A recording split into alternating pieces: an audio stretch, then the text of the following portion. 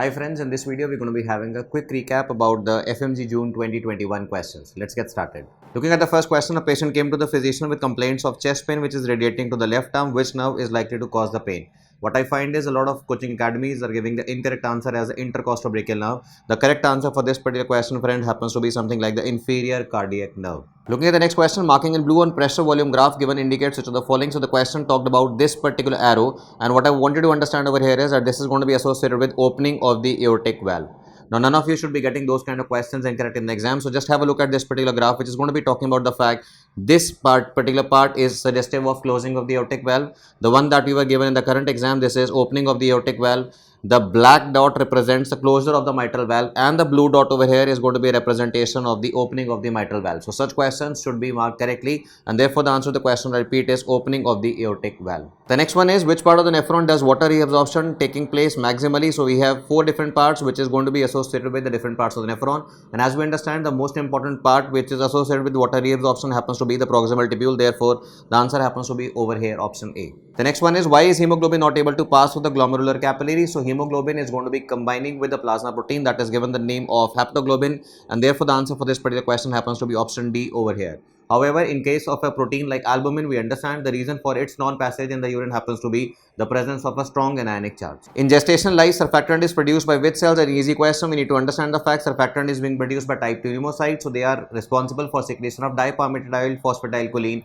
which is going to be the technical name given to surfactant. Identify the marked vessel, and this is where the question was asking you. So when we are talking about the marked vessel over here, this is nothing. This is going to be an example of the posterior circumflex humeral artery. A patient sustained a deep cut in the finger for the suturing was required for ensuring hemostasis. However, in the follow-up visit, the patient was having complained that he is the median nerve. The cortical tract crosses over to the opposite side, and this is usually going to take place at the level of the lower medulla. The next question was identify the muscle marked X in the given image, and this particular muscle, as we need to understand, happens to be genioglossus. Another important image-based question that was asked in the exam was arrange ABCD in the sequence. So we understand the fact that A happens to be the caudate nucleus, B happens to be thalamus, C happens to be actually the lentiform nucleus, and D happens to be the external capsule. So the answer over here happens to be option B quite comfortably. Injury to the bulbar urethra leads to extravasation of urine in all of the following except. So when we are talking about the injury to the bulbar urethra, we just need to be having an idea about this particular diagrammatic representation, which talks about the fact that the ruptured bulbar urethra is going to be associated with accumulation of the urine in the superficial perineal pouch.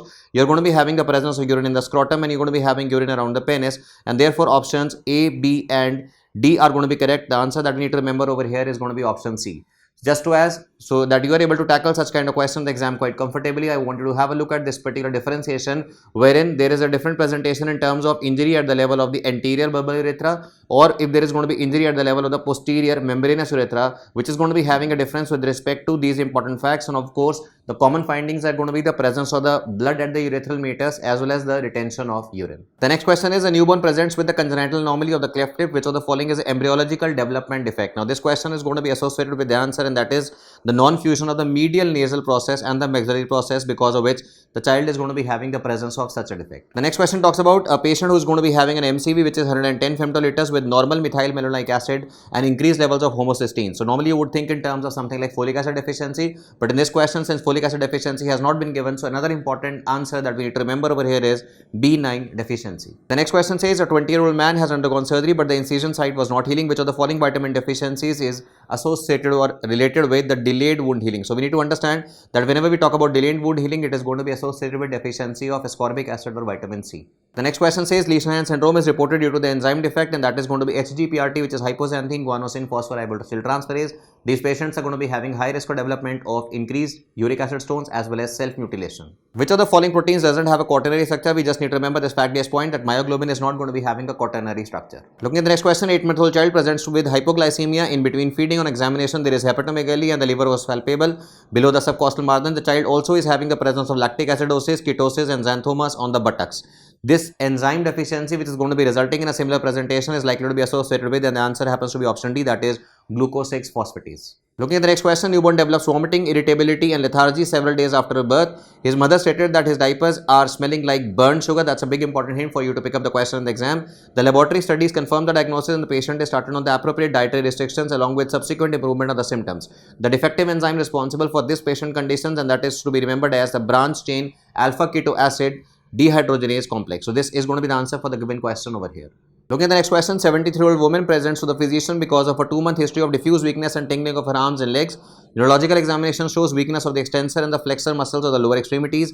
Sensations of the vibration and position is decreased in all extremities. This female is likely to be having a deficiency which of the following vitamins, and the answer happens to be absolutely clear. This is suggestive of vitamin B12 deficiency associated neuropathy. Looking at the next question, which of the following is a type of DNA repair defect in a patient having xeroderma pigmentosum? So we need to remember the fact that this is going to be associated with nucleotide excision repair defect. These patients are at high risk for development of skin cancers, particularly after exposure to the ultraviolet rays. 25-year-old female presents to medicine OPD with acute abdominal pain for which exploratory laparotomy was done. She is also accompanied having the neuropsychiatric symptoms, and the urine sample collected within the time to room temperature, and this actually turns out to be red. So this the most likely diagnosis happens to be something like acute intermittent porphyria. The next question says storage form of neutral lipids in our liver happens to be something like triglycerides. Fact-based question. A 25-year-old male presents with hypercholesterolemia and increased risk of heart disease. His elder brother also had similar findings and succumbed to this. Workup reveals a congenital LDL receptor deficiency. The most likely defect is associated with primary familial hypercholesterolemia. Which of the following is a cofactor for glutathione peroxidase? Fact-based question. We need to remember the answer happens to be selenium. A 25-year-old male returns back to India from China. On immigration, he was found to have slightly elevated temperature. One of the following screening tests was done for this, and the important answer that we need to remember for this particular question happens to be the real-time RT-PCR, which is going to be telling you about the amplification of the nucleic acids with respect to the number of cycles, and that is exactly what is being depicted in the graph over here. Marasmus is reported in Indian children. Which vitamin deficiency leads to cognitive impairment in old age? And the answer that for this particular question happens to be vitamin A. An alcoholic patient presents with neurological symptoms. This is attributed to which vitamin deficiency? The answer for this question, as we understand, is vitamin B1 or thiamine. A female student presented with urticaria following intake of seafood. She wants a non-sedating drug since this is her exam time. Which of the following is a preferred antihistaminic? So we would prefer the second generation non-sedating drug, and the answer for this question happens to be option A, fexofenadine. Patient presented with skin lesions and crusting. What kind of organism is going to be associated with this? This is likely to be associated with the finding of gram-positive cocci infection. Which of the following can be a cause of death in judicial hanging? The answer that you need to remember for this question is cervical vertebral fracture. Cherry red color post-mortem staining is associated with which of the following poisoning? The answer is a fact-based point. This is going to be carbon monoxide poisoning. A baby presents with casualty with history of unknown poisoning by some seed. On examination, he is having presence of dilated pupil, dry mouth, delirium, decreased secretion, skin scratches, hallucination. So a lot of these, which is going to be making a doctor suspect that this child is going to be suffering from something like datura poisoning.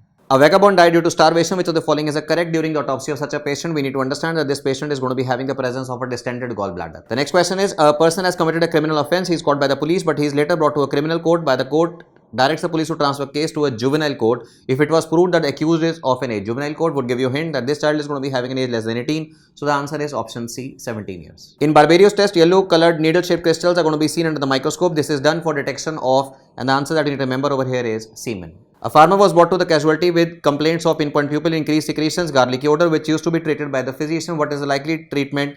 And the answer that you need to remember is atropine. So this is happening to be a case of something like the organophosphate poisoning. So the treatment of choice for the same happens to be atropine. A child accidentally consumes iron syrup used by the mother. Antidote for treatment of such poisoning happens to be iron toxicity being managed with the help of something like desferrioxamine. Gutter fracture of the skull is the bone is associated with impact of which of the following, and the answer is a straightforward fact that is going to be a bullet injury. In an unconscious patient with head injury requiring emergency surgery, if there are no relatives who should be giving the consent, the fact that we need to remember is because this is likely to be an example of a life-saving procedure, so we need to operate without any consent. The next one is 40-year-old patient brought to the police in an unconscious state with a casualty with history of unknown poisoning. On examination, he had needle marks over the upper limbs, scratch marks due to the sensation of the bugs crawling on the skin, increased blood pressure, increased heart rate and respiratory rate of 30, which is again higher. You are the intern on duty. Which of the following poisoning should be suspected by you? So when you're talking about something like these kind of manifestations, the answer should be absolutely clear. This is going to be because of cocaine overdose. How does partial hanging mimics the ligature strangulation? Because of the simple fact that there is going to be a ligature mark around the neck, and that is going to be associated with the transverse mark over the neck. The first tooth appear in temporary indentation, that is what you may have observed in human babies as well. This is going to be the presence of the lower central incisors. Which of the following immunoglobulins is an example of a pentamer? The example of a pentameric antibody is IgM. Identify the organism micro-based question which the image was showing you something like this. And the moment you see there is going to be presence of a P24 capsid antigen and you are finding glycoprotein 120, glycoprotein 41. The answer should be absolutely clear to you. This is going to be associated with human immunodeficiency virus. A 5-year-old child presents with fever, bull's neck as shown in the image. Identify the disease. When you have the presence of bull neck, this is going to be characteristically associated with the presence of diphtherial infection. Most common viral agent causing pneumonia in a child less than 1 year of age happens to be something like the respiratory syncytial virus. The agent of the disease shown in the image is not found with which body fluid, so we are going to be having the presence of elephantiasis, and this is going to be associated with involvement of all the fluids except for the involvement of something like saliva. Which of the following infection doesn't form a membrane like covering over the toxins? Streptococcal or tonsillitis is going to be associated with membrane formation. Diphtheria and infectious mononucleosis can also form it. The answer over here happens to be Ludwig's angina. COVID-19 patient presented with fever along with nasal congestion and unilateral headache. Later he developed facial pain and numbness along with blackish discharge. The potassium hydroxide amount reveals non-septate hyphae at right angle. So, as we understood that the commonest fungal infection which was seen in the patient suffering from COVID-19 infections happened to be something like mucormycosis. That is another important hint that you need to remember from the perspective of a future exam-based question. Identify the organism given the smear. That is going to be a straight fact-based question. The answer obviously is clear to most of you. This is Plasmodium falciparum.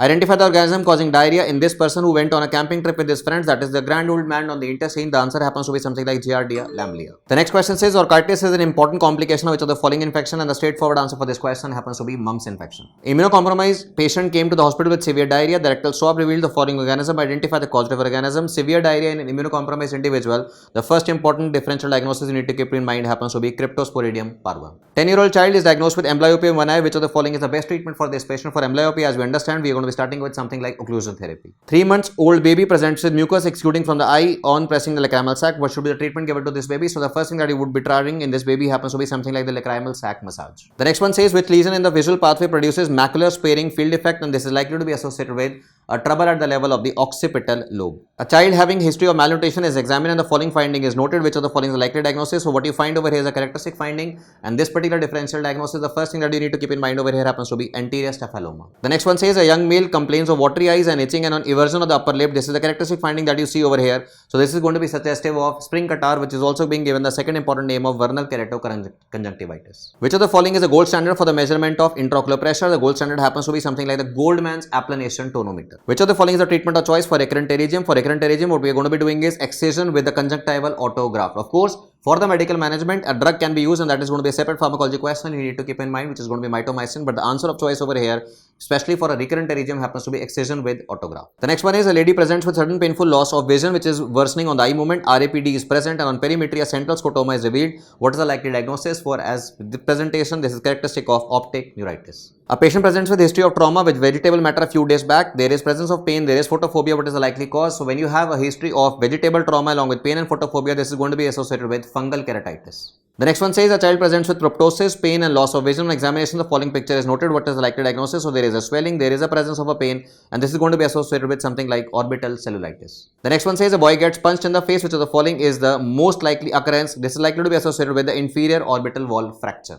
A patient with visual acuity more than 1/60 but less than 3/60 in the betri. What is the type of blindness that he is having? So what he is having is going to be presence of social blindness. For which of the following VY procedure is being used? So we understand this is an example of a surgery, and this particular surgery is going to be effective for the management of a patient who are going to be having the trouble of ectropion. The next one says a patient presents with history of diabetes mellitus for more than 20 years of duration and painless loss of vision with the following given fundus findings. So the fundus finding is what is going to be clearly observed by you, and this is going to be associated with the trouble. So long-standing presence of diabetes is likely to be associated with the trouble, and that is going to be the non-proliferative diabetic retinopathy. The next one says a lady presents with ptosis on eating and sipping of fluids. Her ptosis decreases. So this is going to be an example of what is being given the name of complicated ptosis. The next one says a newborn child presents with watering and photophobia on examination. The following picture is seen. What is the likely diagnosis? Straightforward answer. This happens to be ophthalmos. The next one says a patient presents with complicated cataract on the slit leg examination. This is the finding that you see. So what is the likely cataract that is going to be seen in the patient? This is a typical picture associated with posterior subcapsular cataract. The next one says refractive error found here, and therefore what you need to look at over here is an example of a mixed kind of a disorder where the patients are going to be having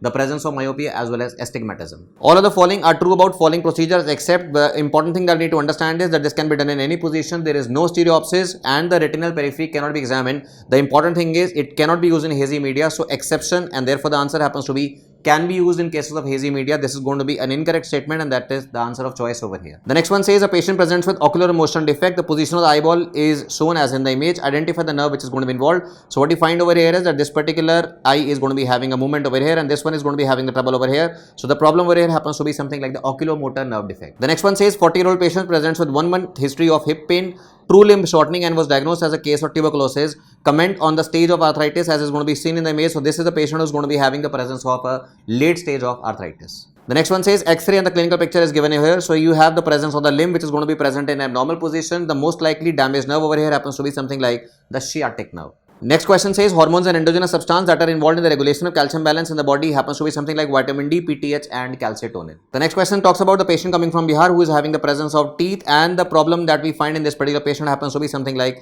osteosclerosis. The next one says an alcoholic patient slept over arm hanging over the sofa, which is happening so common with all of us. On awakening, he noticed numbing around his arm region and had radial injury which is being present. So which is the most likely type of the injury that is going to be seen in this patient, and this is going to be an example of something like neuropraxia. The next one talks about a 40-year-old female presenting with a history of bee allergy coming to the emergency room with a complaint of swelling of face and dyspnea after a bee sting. Which of the following inflammatory mediators play a role? That is going to be answered as histamine. The next one says when stained with Congo red and visualized under the polarized microscopy, which of the following substances would show you the presence of an apple green birefringence? This is the characteristic feature associated with amyloid. The next one says 24-year-old female presents with complaints of neurological deficits. On examination, she was having pallor. Her blood picture has been found to be given below. This is the characteristic finding in the blood picture. So this is likely to be associated with something like vitamin B12 deficiency. The next one talks about 35-year-old lady presenting with slow growing thyroid swelling for the past 10 months. Histological examination was done and the microscopic picture has been given over here, which is having the presence of the orphan NEI nuclei. The orphan NEI nuclei, as we understand, is going to be a finding associated with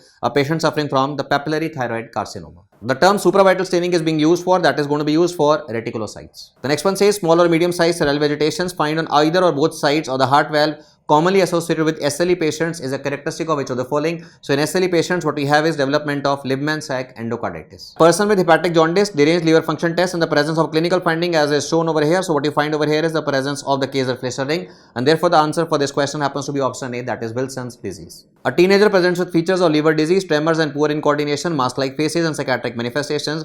Which of the following is implicated in the pathogenesis of this condition? So likely condition happens to be Wilson's disease, and this is a condition taking place because of a trouble at the level of the ATP7B gene defect on chromosome 13. The next one says a child presented with a history of pallor with fatigue, PTK, bleeding and fever since last 7 days. So this is an example of an acute history. He is having the presence of hepato and splenomegaly as well, along with sternal tenderness. Which of the following is a likely explanation for the symptoms in the child? So the symptoms in the child can be explained with the most common leukemia that we find in case of children, and therefore the answer acute lymphoblastic leukemia. The next one says a person is working with 30-year-old history of working in the cardboard manufacturing and develops breathlessness and likely to be associated with motting in the lungs. So this is going to be associated with something like bagasosis. The next one talks about a tall male teenager presenting with gynecomastia. On examination, he is having the absence of secondary sexual characteristics. He has got average cognition but has got a deep voice, beard and a male distribution of pubic hair. His genetic analysis was performed and he did have the presence of a bar body. Presence of a bar body in case of a male child highly suggested the fact that this child is going to be suffering from a condition like, as we understand, the Klinefelter syndrome. The next one question talks about a 16-year-old boy having the presence of abdominal discomfort on the left side,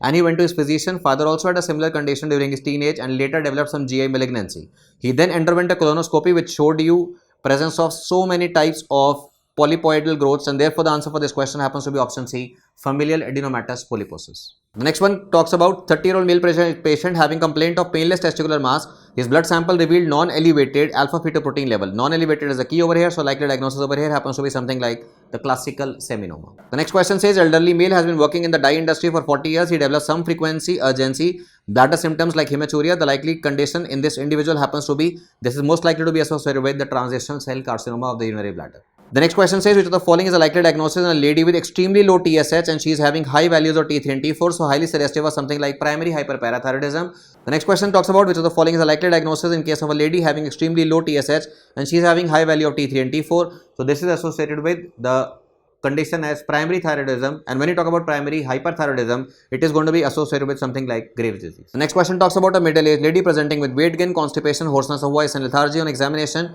she is found to be having the presence of the anti-TPO antibodies. What is the likely diagnosis? Presence of anti-TPO antibodies along with hypothyroidism. The answer of choice happens to be Hashimoto's thyroiditis. The next one talks about a lady has been diagnosed with breast cancer. Her biopsy reports reveals the presence of tumor cells with signet ring appearance, mucin deposition and the Indian file pattern. The moment you hear that kind of a triad of signet ring appearance, the mucin deposition, the Indian file pattern, the answer of choice happens to be invasive lobular carcinoma. Histological examination of the bone is as follows. So you find presence of multinucleated giant cells over here, and therefore the answer of choice happens to be giant cell tumor. Which of the following antidiabetic drug does not require reduction in the renal failure? So the only drug which can be given safely in a patient having renal failure happens to be something like linagliptin. The next question says which of the following drugs is emergency management of asthma, but it does not act by causing bronchodilation. So the answer of choice, as we understand, happens to be something like hydrocortisone. The next question says which of the following is action of dopamine at low doses? The action of dopamine at low doses is it is associated with development of something like increase in the renal blood flow. That is sometimes going to be helpful, especially when the patient is going to be having complaint like oliguria. The next question says a female patient presents with pain and redness in the grade 2. Serum uric acid has been found to be elevated 9.6.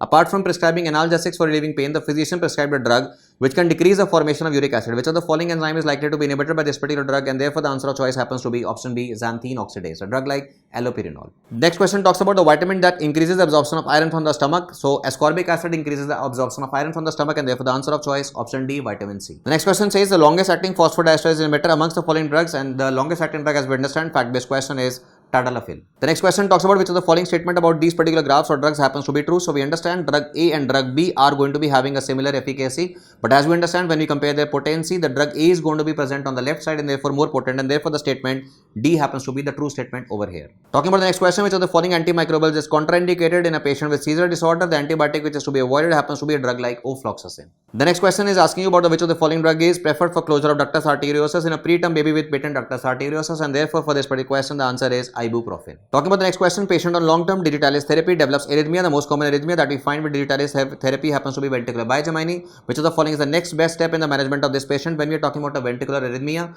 the drug of choice happens to be a drug like lignocaine. The same question can be put up to you in a clinical history-based question, wherein they talk about or show you this kind of an image, wherein this is the kind of the two important contractions that you find in the ventricles. That is the reason why it is given the name of ventricular bigeminy. And I repeat, the drug of choice for ventricular bigeminy happens to be lignocaine. The next question is asking you about the patient on treatment with myasthenia gravis presents with increased muscle weakness. Which of the following drug is useful for differentiating between the myasthenic crisis from cholinergic crisis? So myasthenia gravis and cholinergic crisis can be differentiated with the help of a short-acting acetylcholinesterase inhibitor. The drug that you need to remember over here happens to be edrophonium, also known by the name of tensidone. Talking about the next question, which of the following drugs can be used for treatment of undescended testis? And descended testis can be stimulated to come down by the administration of a drug like gonadotropin releasing hormone. Talking about the next question, elderly male developed symptoms of dementia and was diagnosed with Alzheimer's disease. Which of the following neurotransmitters is going to be reduced in this patient? That's an easy question. The answer happens to be option D, acetylcholine. Talking about the next question, which of the following drug combinations of a seizure and its first line drug is not correct? So when we are talking about something like myoclonic seizure and topiramate, this is going to be an example of an incorrect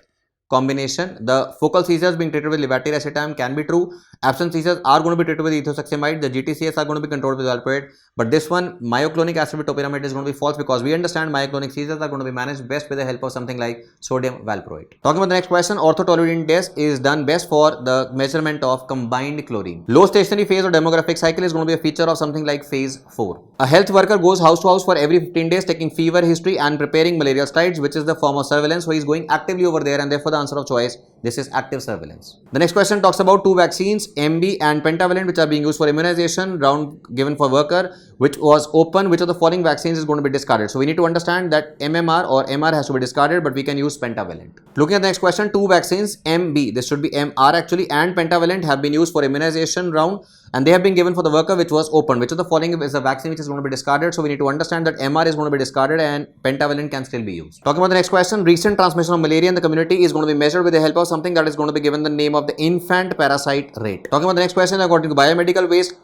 comparison, which bag of biomedical wastage can be incinerated? So we understand the fact that the incineration is going to be applicable for which of these bags, and the answer obviously is happen to be option B, that is yellow bag. Talking about the next question, given mosquito cause which of the following? So identify the mosquito first, that is going to be the first step, and then we understand very quickly that this is going to be associated with Japanese encephalitis. So the option of the mosquito over here happens to be the Culex mosquito, and the answer therefore happens to be Japanese encephalitis. Talking about the next one, the average number of children that will be born to a woman over her reproductive lifespan refers to, this is being given the name of the TFR, that is total fertility rate. Looking at the next question, pregnant lady was bit by a rabid dog. What should be the next step? The next step has to be the local treatment of the wound along with proper vaccination. Under Ayushman Bharat, which is the insurance package provided, so the insurance package provided under the Ayushman Bharat happens to be 5 lakhs per family per year. The school health is a responsibility by which level of health in the rural area? So this is going to be a responsibility of something like the primary health center. All of the following are principles of primary health care. Intersectoral coordination is a principle of primary health care. Appropriate technology is again a important component. Community participation is also important, but what we need to understand is universal health coverage is not a principle of primary health care.